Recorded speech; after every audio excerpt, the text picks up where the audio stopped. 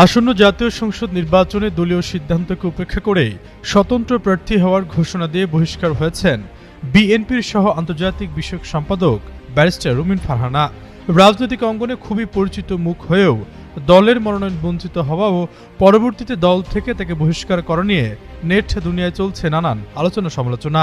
রুমিন ফারহানার মতে বিগত সময়ে জনগণকে দেওয়া প্রতিশ্রুতি রক্ষা করতেই তিনি দলের বিরুদ্ধে গিয়ে নির্বাচন করছেন।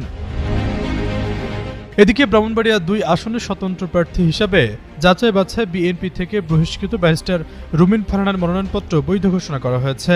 শুক্রবার দুপুরে যাচাই বাছাই শেষে জেলা প্রশাসক ও রিটার্নিং কর্মকর্তা শারমিন আক্তার জাহান তার মনোনয়নপত্রটি বৈধ ঘোষণা করেন।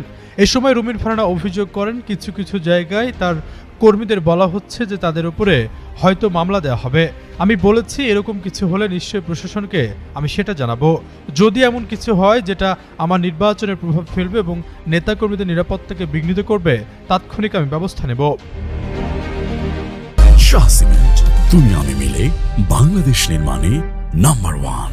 দল থেকে বহিষ্কার প্রসঙ্গে তিনি বলেন, মনোনয়ন না দেওয়ায় দলের প্রতি কোনো কষ্ট বা ক্ষোভ নেই। দলের যখন দুঃসময় ছিল তখন বেগম খালেদা জিয়া নেতৃত্বে ছিলেন। তিনি আমাকে যে দায়িত্ব দিয়েছেন সেটা অনেক সময় দেখা গেছে আমার বয়স এবং রাজনৈতিক অভিজ্ঞতার চেয়ে অনেক বড়। সে দায়িত্ব আমি অক্ষরে অক্ষরে পালন করার সর্বোচ্চ চেষ্টা করেছি।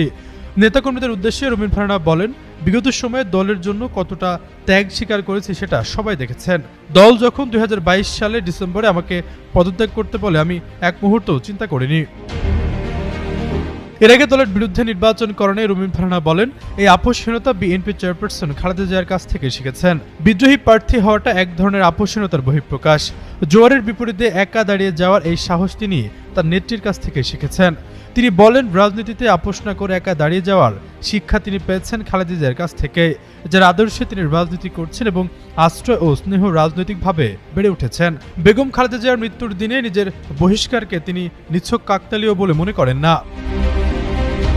জোটগত সমঝোতার অংশ হিসেবে ব্রাহ্মণবাড়িয়া ২ আসনটি জমিয়তে ওলামায়ে ইসলামী বাংলাদেশের সহসভাপতি জুনায়েদ আল হাবিবকে ছেড়ে দেয় বিএনপি। এরপরে দলের সিদ্ধান্ত উপেক্ষা করে স্বতন্ত্র নির্বাচন করার ঘোষণা দেন রুমিন ফারহানা। আশরাফুল ইসলাম, যুগান্তর নিউজ।